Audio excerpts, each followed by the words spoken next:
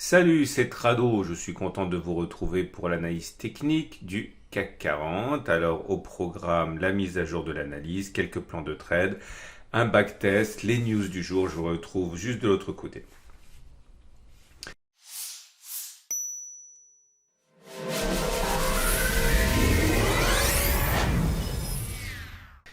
Et oui, 0,18% de baisse aujourd'hui et pourtant l'addition aurait pu être beaucoup plus salée puisqu'au pire de la séance, on abandonnait 1,7% et on a engagé une chevauchée fantastique pour gagner 2,3% depuis le plus bas et c'est finalement sur une clôture assez modeste de 0,2% que l'on termine l'addition. Je l'ai dit, aurait pu être beaucoup plus lourde.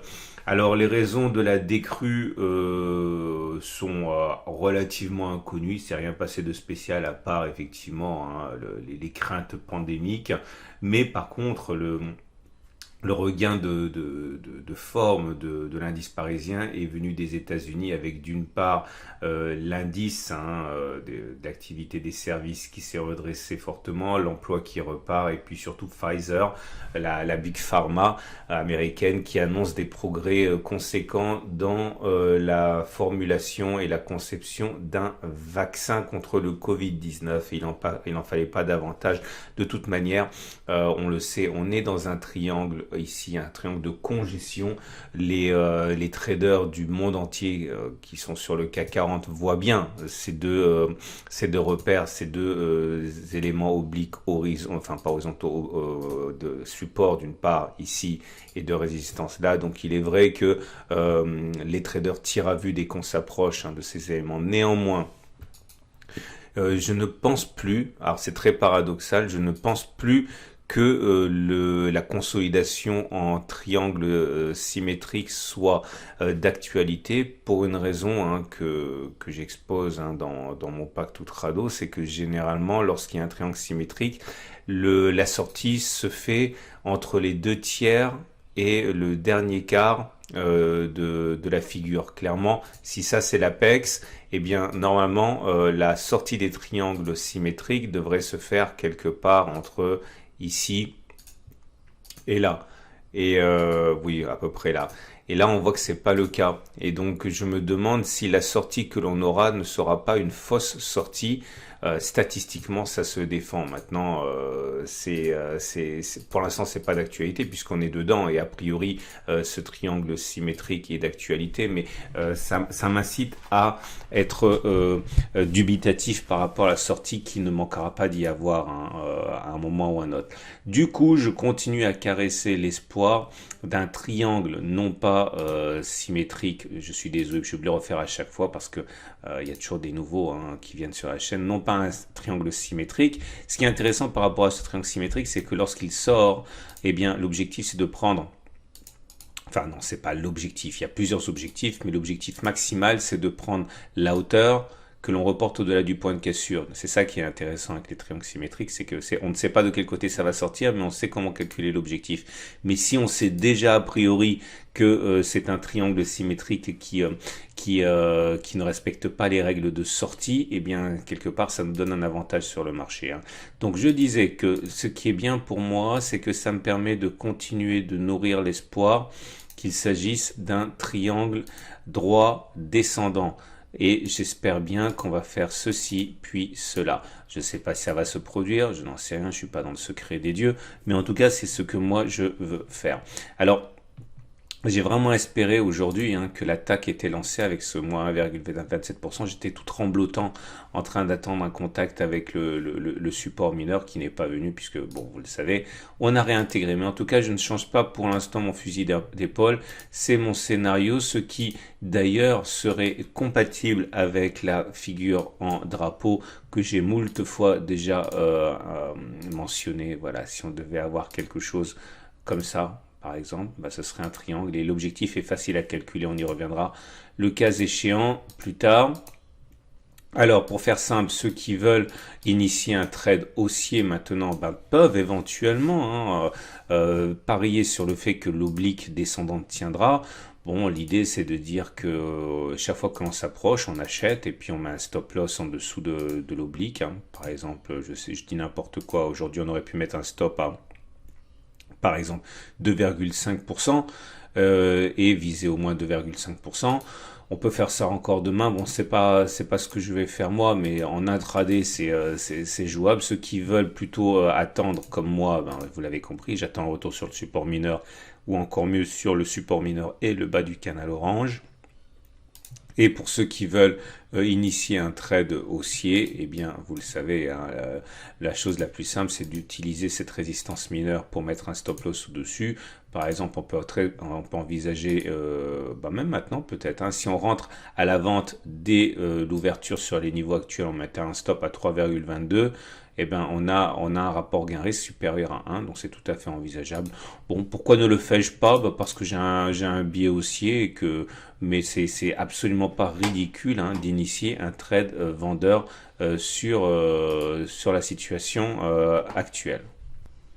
Le chandelier japonais du jour, je préfère ne pas en parler parce que vous le savez, quand on est dans une figure de congestion comme un biseau, par exemple comme ça, ou un canal, ou encore un triangle, eh bien les chandeliers japonais, vous le remarquerez à l'usage, perdent de leur acuité, donc je vais pas le mentionner.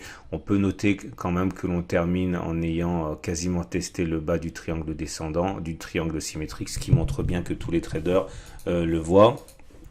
J'aimerais plutôt vous parler des éléments purement techniques. Alors, pour justement dire que c'est neutre en fait, hein. C'est un signal en tant que tel. Vous voyez, regardez, si on tenait compte uniquement de la moyenne mobile à 50 jours, on dirait que la tendance est haussière, la tendance de fond est haussière puisque nous sommes au-dessus de la moyenne mobile à 50 jours. Ok, à partir de là, il est donc légitime de privilégier une sortie par le haut de la figure de conjection puisque la tendance elle est haussière.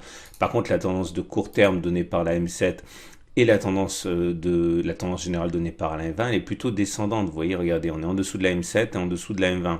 Le problème, c'est que voilà, nous sommes dans une période de congestion et lorsqu'on est dans une période de congestion, tous les éléments techniques, tous s'effacent en fait devant le chartisme, je pense, et même si le signal ici délivré est plutôt baissier, hein, et que je peux tout à fait envisager qu'on ait une attaque baissière que je souhaite, je m'en suis suffisamment expliqué, je pense pas que il faille trop se préoccuper de quelque signal que ce soit tant qu'on reste dans la figure chartiste de congestion. Mais en tout cas, voilà. Si on regardait simplement la M7 et la M20, on en déduirait que la tendance est baissière et qu'on est prêt pour une petite attaque que je souhaite. Ensuite, c'est pas ça qui m'intéresse. Les bandes de Bollinger, contraction, hein, de la volatilité imprimée par la contraction donc de la bande Bollinger est supérieure. Mais attention, regardez, la bande Bollinger commence à s'écarter un petit peu. Pour l'instant, ça ne veut rien dire. Bon, ça veut simplement dire qu'il y a une augmentation de la volatilité, mais bon, c'est minimal pour l'instant, mais on surveillera ça de près parce que si elle s'écarte davantage, elle serait fuyante et elle ne jouerait pas leur rôle de support pour pour les cours qui pourraient donc aller pourchasser cette Bollinger inférieure sans que celle-ci se mette en opposition. On verra ça le cas échéant. Moi, j'aimerais vous parler aujourd'hui de la M20 et de la M50. Alors, comme il se passe pas grand chose, il faut bien que je cherche des choses constructives à partager avec vous. Et c'est intéressant parce que ce sont même si ça date un petit peu, parfois le timing est bon, même si le phénomène déclencheur est plus ancien, tout simplement parce que le ratio gain-risque risque de se produire de manière intéressante, hein, profitable pour nous. Donc voilà mon backtest du jour. Je vais avec vous, regardez, on est passé en dessous de la M20 qui descend, ok? Donc on avait déjà backtesté quelque chose de similaire mais pas équivalent. On va regarder ce qui se passe lorsque les cours sont au-dessus de la M20, au-dessus de la M50 et que l'on clôture en dessous de la M20. Moi, ce que je voudrais savoir, c'est ce qui va se passer après statistiquement. Donc je considérerais que ce test qui n'a aucune valeur scientifique parce que l'échantillon n'est pas représentatif, il est trop étroit. Si maintenant qu'on a clôturé en dessous de la M20, ça s'est produit ici, on est là, hein, est-ce qu'on a plus de chances d'aller chercher la M50 ou est-ce qu'on a plus de chances d'aller dépasser les précédents sommets? Ok, donc on va regarder ça. Ça sera réussi si on va chercher les précédents sommets avant non, pardon, ça sera réussi si on va chercher la M50 avant d'aller chercher le niveau des précédents sommets. Donc c'est parti. Voilà la première occurrence. Voilà, ça s'est passé ici. La M50 montait, la M20 montait. On a clôturé en dessous de la M20. Est-ce qu'on allait chercher la M50 d'abord ou d'abord les précédents sommets? On est d'abord allé chercher la M50, donc c'est gagné.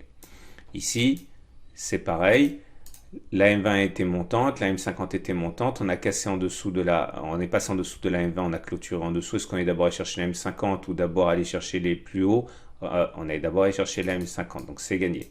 Là, c'est perdu. C'est perdu, on est passé en dessous de la M20, on est d'abord allé chercher les précédents sommets, et puis uniquement après, on est allé chercher la M50. Un échec, un succès. Un échec d'abord, vous voyez, on est passé en dessous de la M20, on est allé chercher les précédents sommets, avant d'aller chercher la M50. Par contre, là, ça a été gagné. On est passé en dessous de la M20, on a cherché la M50. J'en fais 2, 3. Donc là, c'est gagné. Là, c'est perdu. Là, c'est gagné, gagné, gagné, gagné. Perdu, gagné, perdu, gagné, gagné. Bref, je l'ai fait pour vous 23 fois. Et la statistique est la suivante, dans 61% des cas, eh bien, on va chercher la M50 avant que d'aller titiller, dépasser le niveau du précédent sommet. Est-ce que ça veut dire que demain matin, vous pouvez spéculer à la baisse en visant la M50 avant que l'on aille chercher le précédent sommet? Non, on ne peut pas le faire, on ne peut pas le faire parce que ce que je viens d'expliquer, c'est de l'analyse technique, c'est pas du trading. Il faut encore savoir à quel moment vous allez entrer, à quel moment vous allez sortir, où vous allez mettre votre stop loss et où vous allez mettre votre objectif. Alors, regardez par exemple ici, hein, pour l'instant, je dis n'importe quoi. Ok, je le ferai plus après parce qu'après ça fait des vidéos trop longues. Mais là, vous voyez, si votre objectif c'est d'aller chercher, regardez, voilà, ça s'est produit ici. Ok, là on est ici. Si votre objectif c'est d'aller chercher la M50, qui monte d'ailleurs, hein, c'est un peu un problème ça, mais on va dire à 3,7%. Imaginons que l'on aille chercher la M50 alors qu'elle aurait monté ici à 3,7%. Imaginons encore, une fois que vous mettez un stop au-dessus des précédents sommets à 5,8, le compte n'y est pas. Ça ne veut pas dire qu'on ne peut pas le faire après parce qu'on n'a pas raison une fois sur deux. On a raison dans 61% des cas, mais je vous laisse faire le calcul plus tard. Pour l'instant, on part du principe qu'un trader nouveau, ça a raison une fois sur deux. Donc c'est pas bon, mais si par exemple les cours remontent, ok, font une fausse cassure, je dis n'importe quoi, et que ça remonte et que le stop loss il soit à 3,55% avec un objectif à 6%, là ça deviendra bon. Ok, donc voilà l'idée, c'est que c'est pas parce que le signal n'a pas eu hier que ce n'est pas intéressant. Au contraire, parfois il faut attendre que le ratio gain-risque évolue dans votre faveur et prendre un phénomène d'analyse technique plusieurs jours après, plusieurs bougies après, ça peut être intéressant. Bon, après, je le ferai plus, vous avez compris, ça fait 2 jours de suite que j'explique cette même méthode. C'est simplement parce que j'ai eu des questions, j'en reparlerai, mais une autre fois après, parce que je me répète trop et c'est pas intéressant pour vous. Et donc voilà l'idée pour l'Ishimoku, c'est toujours globalement neutre, on est au-dessus de la SSB, au-dessus de la SSA, au-dessus de la Tenkan, mais en dessous de la Kijun, donc globalement c'est neutre, mais avec ballottage favorable pour les haussiers, hein, puisque si on est au-dessus, c'est quand même mieux que si on était en dessous. On attend que ça se décante, mais la platitude de la SS la platitude de la SSA, la platitude de la Tenkan et de la Kijun montre surtout qu'à très court terme, c'est neutre. Hein. J'espère que cette nouvelle vidéo vous a fait plaisir. Merci infiniment pour les pouces que vous mettez sur mes vidéos. Hein, ça me fait extrêmement plaisir et puis c'est bon pour mon référencement. Et oui, parce que c'est le moteur de YouTube en fait fonctionne soit avec les vues, soit avec les pouces, soit avec les budgets. Ok, donc avec les budgets pub. Donc c'est pour ça que c'est très important pour moi les petits pouces que vous mettez. Donc j'apprécie énormément. N'oubliez pas que si vous voulez vous intéresser à l'or, vous avez une vidéo à la fin de cette vidéo et que l'or n'a jamais été aussi cher depuis 2011. C'est important pour vous de le savoir. N'oubliez pas non plus de vous abonner à ma chaîne YouTube si vous aimez pour ne pas louper les mises à jour. Et enfin, toujours disponible, la formation, le pack tout rado hein, avec ses 1188 pages, ces 600 minutes de vidéo qui vous feront gagner un temps considérable. Voilà, à demain pour la mise à jour.